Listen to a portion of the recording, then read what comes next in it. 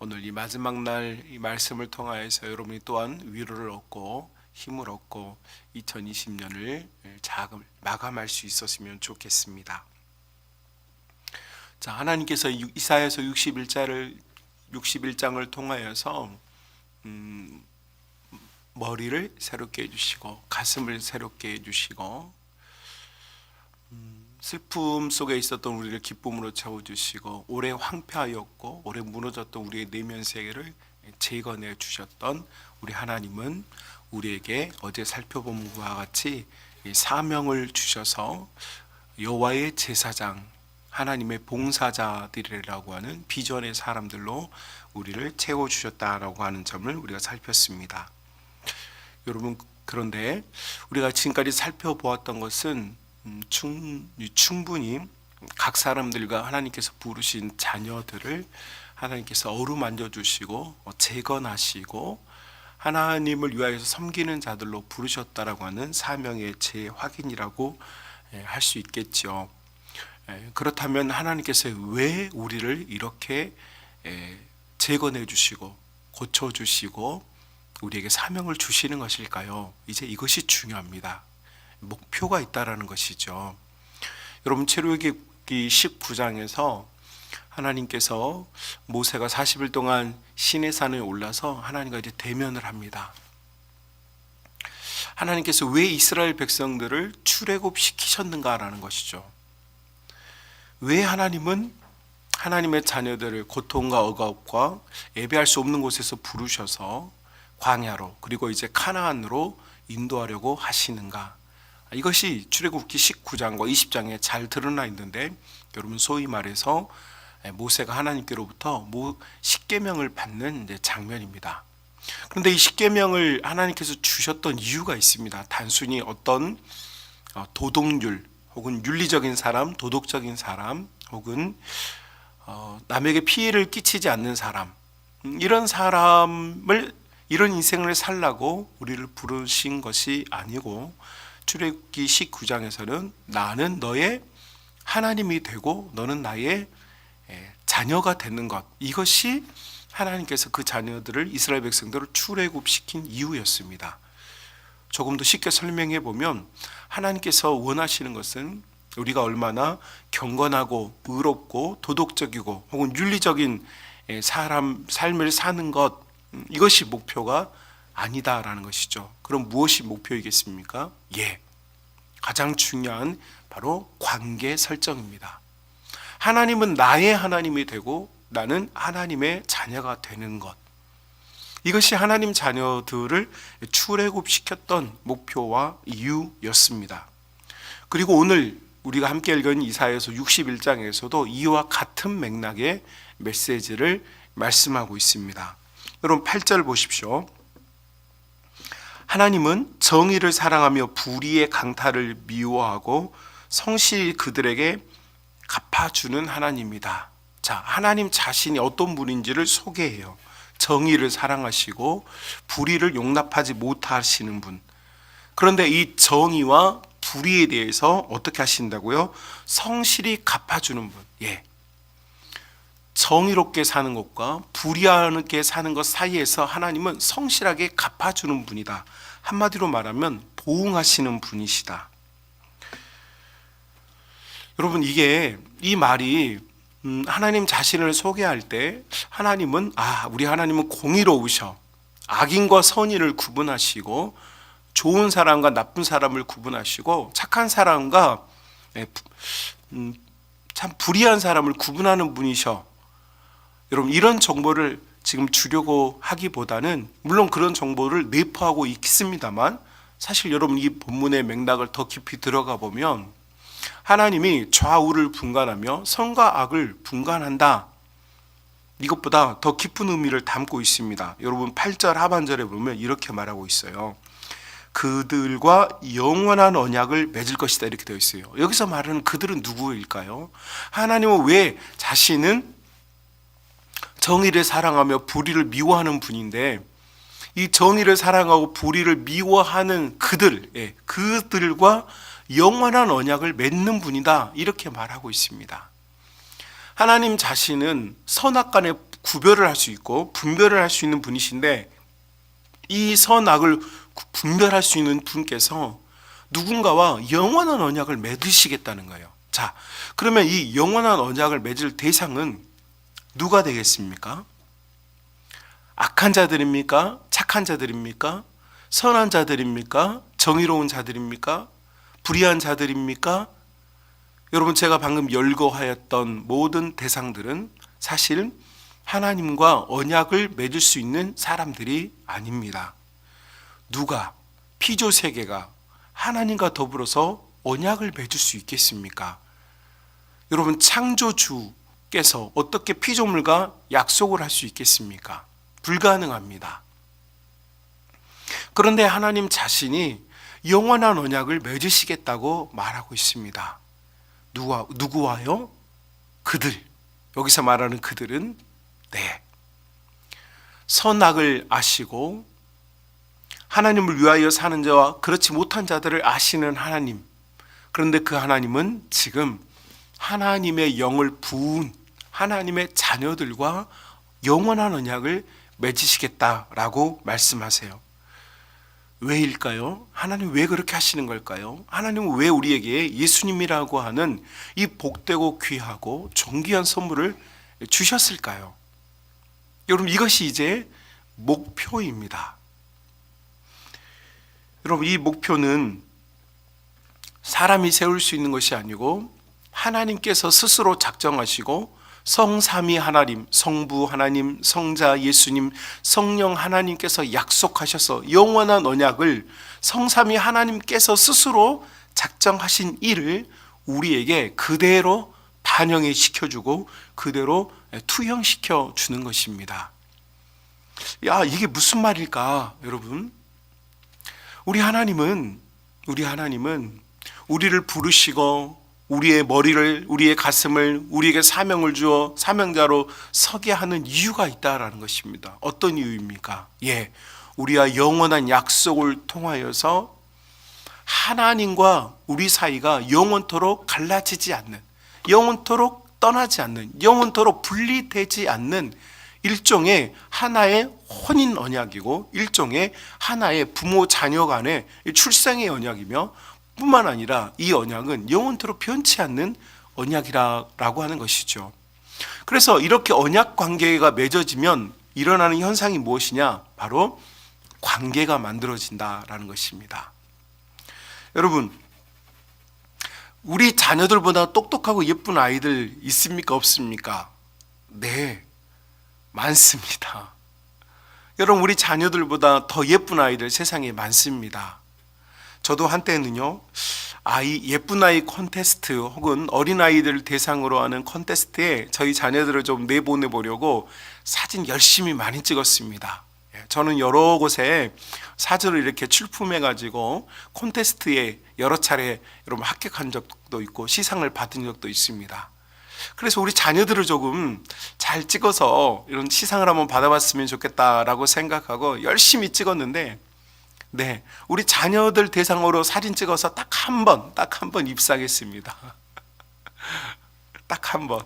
5만 원 상품권 받는. 근데 여러분, 저희 자녀들 말고 가족 사진이라든지 추억에 대한 콘테스트에 가보면 저희 자녀들보다 예쁜 애들 엄청 많습니다. 연기도 잘하고 정말 환하게 웃고, 누가 봐도 야, 저건 정말 대상감이다, 저건 정말 1등감이다 라고 할 수 있는 감탄이 나오는 자녀들이 많이 있어요. 우리 자녀들보다 예쁜 아이들 정말 많습니다. 그런데 여러분, 그 아이들은 내 자녀가 아닙니다. 여러분, 우리 자녀들, 내 자녀들, 다른 세상의 아이들보다 더 못날 수도 있고 더 예쁘지 않을 수도 있습니다. 그러나 내 자녀들과 나 사이에는 관계라는 것이 있습니다. 나는 그들의 아빠가 되고 그들은 나의 자녀들이 되는 것이죠. 여러분, 내 자녀들보다 더 공부도 잘하고 뛰어난 자녀들 많습니다. 저희 자녀들과 함께 지금 검도 같이 하고 있는데요. 검도 가보면 동작도 바르고 칼을 휘두르는 모습도 예쁜 자녀들 많이 있습니다. 우리 아들보다 더 멋있게 검을 휘두르는 아이들 많고, 저희 딸들보다 검을 더 잘 쓰는 아이들 많습니다.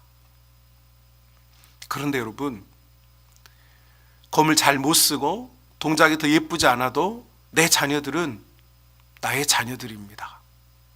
세상에 다른 아이들이 검을 잘 휘두르고 멋진 품새를 가지고 있어도 그 아이들과 저는 잠시 검을 배우는 동안에 함께 있을 뿐이고 그들은 저와 크게 관련이 없습니다. 제가 지금 무슨 설명을 하려고 하는지 이해가 되십니까? 여러분, 하나님 눈에 이 세상에 존재하는 수많은 사람들 중에 어떤 사람들은 여러분보다 훨씬 더 매력적입니다. 훨씬 더 유능합니다. 어떤 사람들은 여러분보다 훨씬 더 도덕적입니다. 훨씬 더 양심 있게 삽니다. 훨씬 더 윤리적이지요. 어쩌면 여러분보다 더 사랑하며 살고 있는지도 모릅니다. 어쩌면 더 도덕적인 삶, 그리고 인생의 가치를 깨닫고 그 인생의 가치대로 살려고 하는 좋은 사람들이 많이 있습니다. 그러나 하나님의 눈에는 그런 사람들이 귀하고 가치 있는 그런 존재가 아니고 바로 여러분이 하나님께서 가장 주목하시고 항상 바라보시고 그 눈길을 떼지 못하는 하나님의 자녀, 바로 여러분인 줄로 믿습니다. 그래서 여러분과 하나님은 영원한 언약을 맺었습니다. 여러분에게는 그런 언약을 맺을 힘이 없습니다. 오직 하나님의 강권하시는 능력이, 여러분이 아직 죄인 되셨을 때부터 하나님이 여러분을 불러주셨고 여러분을 잡아주셨고 지금도 여러분과 영원한 언약을 통하여서 너는 내 자녀다 라고 말씀하고 있습니다. 그리고 하나님의 자녀가 된 우리를 향하여서 여러분 9절 한번 보실까요? 우리에게 이런 기대를 가지고 있습니다. 그들의 자손을 문나라 가운데, 그들의 후손을 만민 가운데 내가 알려주겠다. 이게 무슨 말입니까? 여러분, 우리의 자녀들, 우리의 후손들이 모든 사람들 가운데서 알려지고 유명해지도록 하겠다. 또한 무릇 이를 보는 자가 그들은 여호와께 복받은 자손이라고 인정하게 될 것이다 라고 말해요. 자, 여러분, 우리의 가정, 우리의 자녀, 우리의 가문이 하나님 보시기에 어떠한가? 모든 사람들에게 자랑하고 싶다라는 것이죠. 모든 사람에게 알려주고 싶다라는 거예요. 그래서 모든 사람들이 저 가정은 정말 하나님께 복받은 가정이야. 저 가정은 하나님께 복받은 가문이야. 저 교회는 하나님의 사랑을 많이 받는 교회야 라고 하는 이야기를 하나님은 듣고 싶어 하신다라는 것이죠. 여러분만 여러분의 가정이 잘 되기를 바라는 것은 아닙니다.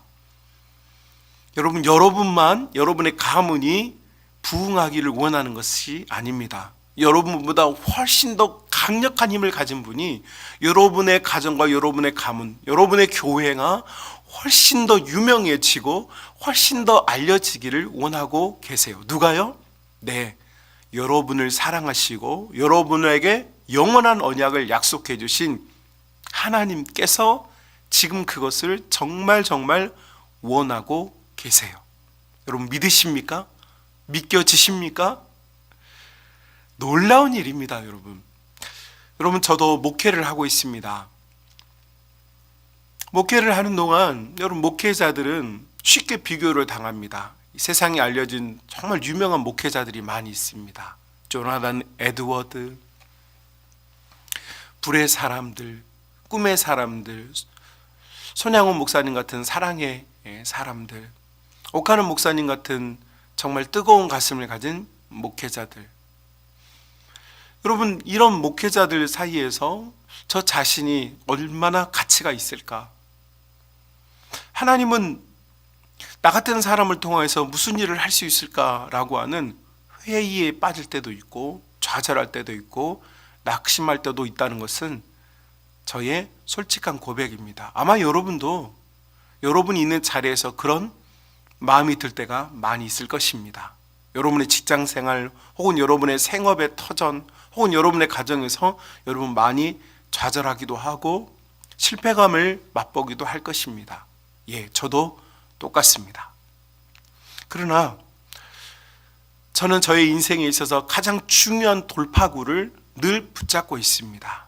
어렵고 힘들고 고단하고 피곤할 때에도 제가 넘어지려고 할 때마다 다시 발버둥치며 일어날 수 있는 오뚜기와 같은 저의 내면 세계에 존재하는 하나의 밸런스, 균형감이 있습니다. 그것은 저는 어렸을 때부터 늘 하나님께 기도드렸습니다. 하나님, 저는 요셉과 같은 인생을 살고 싶습니다. 제가 있는 모든 곳이 복을 받기를 원합니다. 하나님, 제가 있는 곳에서는 사람들이 하나님의 복, 풍요의 복, 하나님을 만나는 복, 하나님을 누리는 복을 받게 도와주시옵소서라고 어렸을 때부터 기도하였습니다. 그리고 저의 평생의 기도이고 지금도 제가 하는 기도입니다. 여러분, 우리는 인생의 발걸음을 걸을 때마다 때로는 진흙탕길을 걷기도 하고 때로는 오늘처럼 눈보라가 쏟아져서 앞뒤 보이지 않을 만큼 괴로울 때도 있습니다. 그러나 여러분, 우리 자신이 어떤 가치가 있는 존재인지 또 우리 자신이 하나님께서 나를 통하여서 무엇하기 원하시는지를 알고 있다면 작은 실패감 때문에 무너지지 않습니다. 여러분, 남극을 탐험했던 그리고 북극을 탐험했던 두 사람을 여러분 들어보신 적이 있을 겁니다. 아문센과 스콧이라고 하는 탐험대였습니다. 여러분이 아문센은 남극을 탐험하였고 스콧은 북극을 탐험하였는데 여러분 이 두 분들이 각기 그들의 탐험대를 꾸려서 여러분 북극과 남극을 정복하기 위해서 1909년 각기 출발하였습니다. 누가 먼저 남극이나 북극에 도착할 것인가? 그러나 여러분 이 출발했던 이 사람들, 팀을 이끌고 출발했던 이 사람들은 양쪽에서 모두 다 고립되고 말았습니다. 모두 다 문제를 만났습니다. 모두 다 고통을 받았습니다. 그런데 여러분, 문제를 만나고 고통을 받았고 그들이 고립되어서 그들이 먹을 것이 고갈되어지고 그들이 이제 추위와 싸우면서 소위 말하여서 구조를 바랄 수도 없는, 그래서 해빙기가 되지 않고서는 도무지 그곳에서 탈출할 수 없는 상황이 되었을 때 여러분 놀라운 일이 일어났습니다. 한 팀은 여러분 고립되었던 그 팀은 모두 다 그곳에서 죽음을 맞이합니다. 비극적인 일이었습니다. 그런데 또 다른 한 팀은 고립되었던 그들은 살아서 귀환하게 되어집니다. 왜 이런 일이 일어났을까? 저는 오늘 이 본문의 설교와 가장 적합한 예를 여러분께 설명드리려고 합니다. 여러분, 우리는 크게 다를 바가 없습니다. 돈을 많이 가진 자와 돈을 가지지 못한 자, 많이 건강한 자와 그렇지 못한 자, 혹은 태어날 때부터 금수저를 가지거나 다이아몬드 수저를 가진 자와 흙수저를 가진 자. 여러분, 우리는 태어날 때부터 혹은 자라나면서 바꿀 수 없는 환경 혹은 그러한 조건을 가지고 살고 있습니다. 각기 남극이나 북극 똑같은 목표가 아니라 각기의 목표를 향해서 지금 가고 있는 것입니다. 그 조건도 달랐고 멤버들도 다르고 또 가지고 간 물자도 다른 것입니다. 여러분, 이해가 되십니까? 동일한 조건, 동일한 상황, 동일한 능력, 동일한 자원으로 우리는 출발하는 것이 아닙니다. 인생은 누구든지 자기만의 능력, 자기만의 팀, 자기만의 인맥, 자기만의 달란트를 가지고 자기 인생을 출발하는 것입니다. 그리고 그 목표점에 도달하려고 우리는 지금 살아가고 있습니다.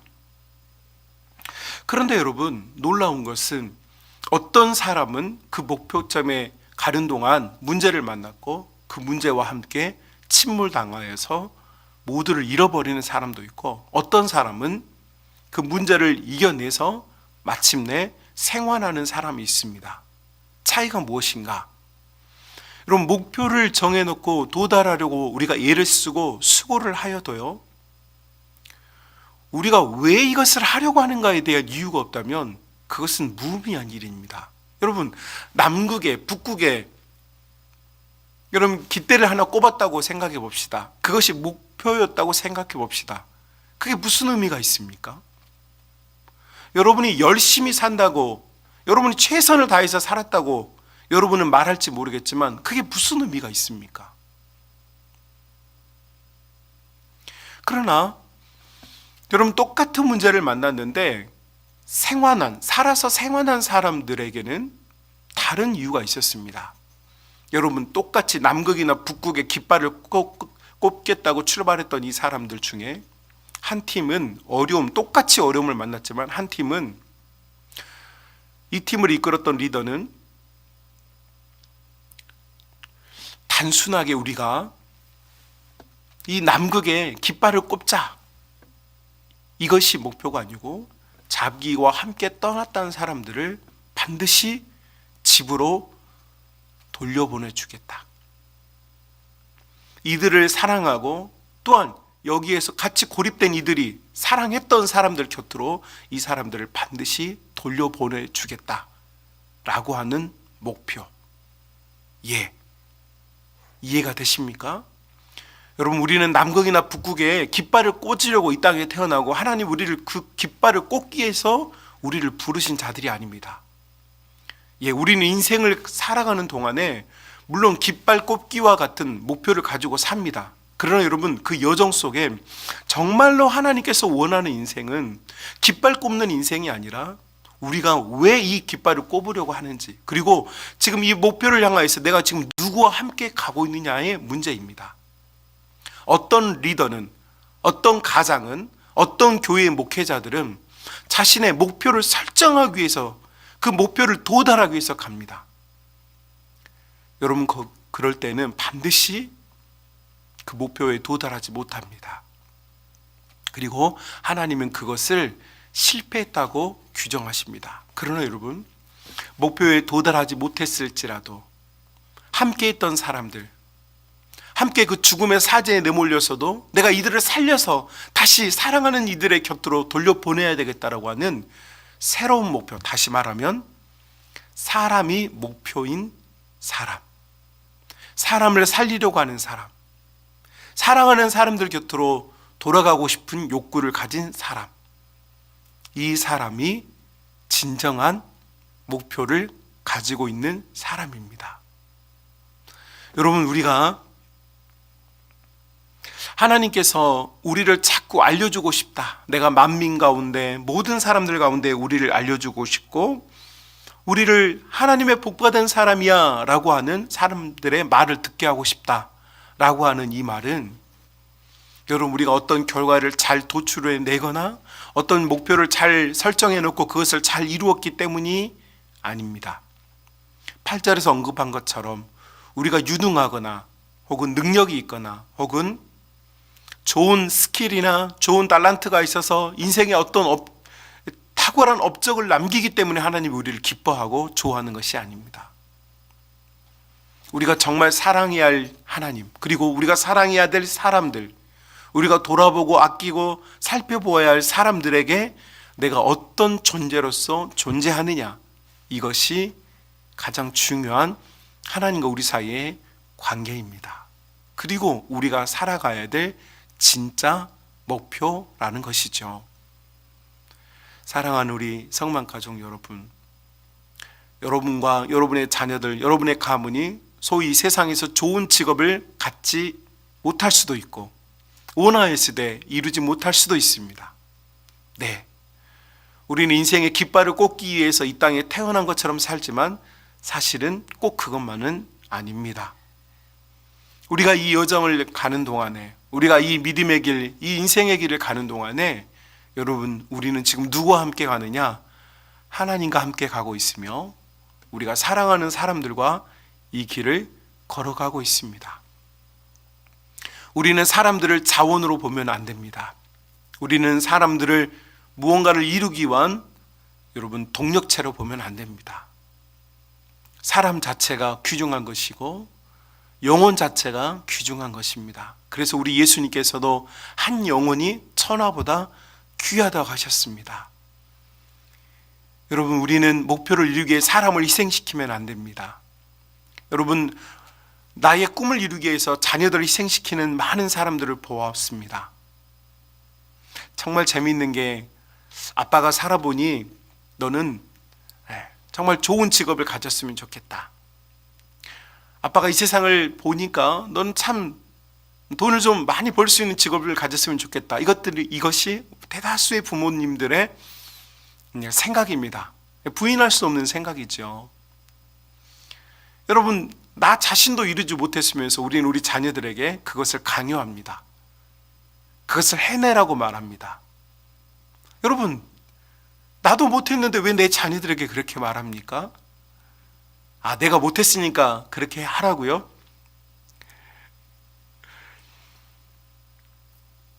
여러분, 우리 아이들에게 우리는 희망과 꿈을 줄 수는 있지만 나를 대신해서 그 일을 하게 할 수는 없습니다.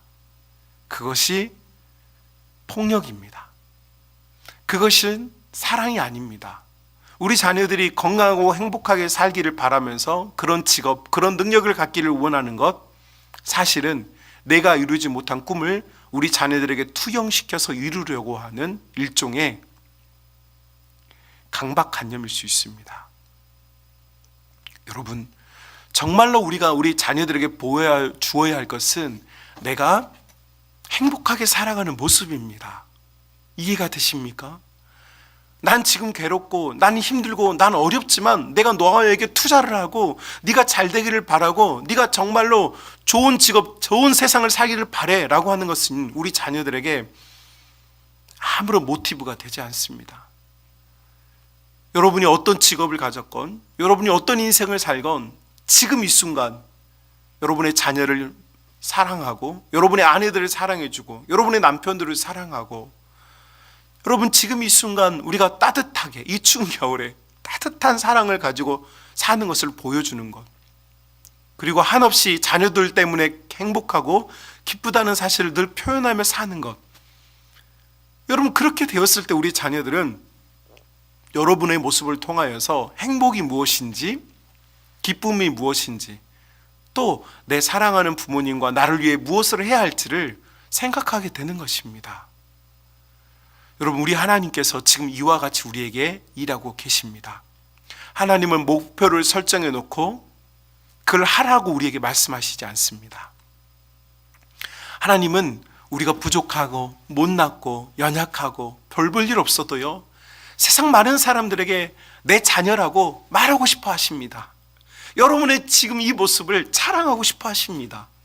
여러분의 이 사랑하는 모습을 만민 가운데 알려주고 싶어 하십니다. 여러분이 예쁘기 때문이 아닙니다. 여러분이 능력이 있기 때문이 아닙니다. 여러분, 우리가 그런 모습을 갖추었기 때문이 아닙니다.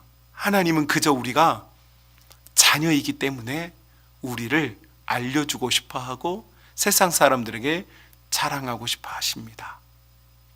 믿어지십니까? 놀라운 일이지요.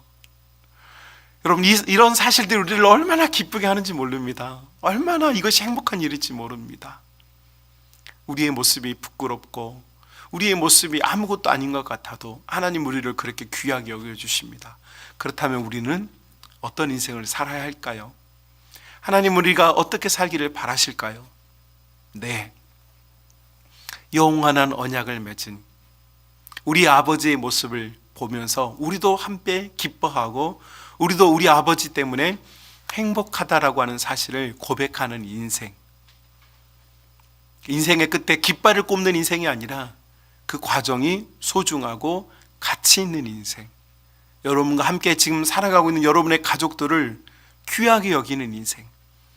작고 시골에 있고 나주평야 한가운데 있는 작은 시골 교회여도 우리 교회의 성도들이 가장 이 세상에서 행복한 사람들이고 가치 있는 사람들이고 나의 믿음의 동역자라고 인정하고 받아들여지는 믿음, 그런 신앙. 여러분, 이것이 하나님께서 정말로 기뻐하는 모습이라는 것이죠. 자, 그래서 여러분, 성년 특세 넷째 날 이 말씀을 여러분과 함께 나누게 돼서 정말 기쁩니다. 사실 이 말씀을 전하기 위하여서 우리는 지금 지난 사흘을 왔다고 해도 과언이 아닙니다. 사랑하는 우리 성만 가족 여러분, 하나님께서 지금 여러분의 모습을 그대로 사랑하십니다. 여러분의 연약하고 부족한 모습을 지금도 사랑하십니다. 여러분도 여러분의 가족과 우리의 교회와 하나님, 우리 이 민족을 원망하고 탓하고 불평하고 비난하는 그런 인생이 아니라 가치 문제를 만나서 같이 살아남기 위해서 다독이고 나누어 먹고 서로 끌어안고 온기를 나누어 주어서 마침내 생환하는, 살아서 하나님 나라로 갈 수 있는 복된 은혜가 여러분의 가정과 우리 교회에게 정말 따뜻하게 역사할 수 있기를 간절히 소망해 봅니다. 이런 은혜가 여러분에게 있기를 진심으로 주님의 이름으로 축복합니다.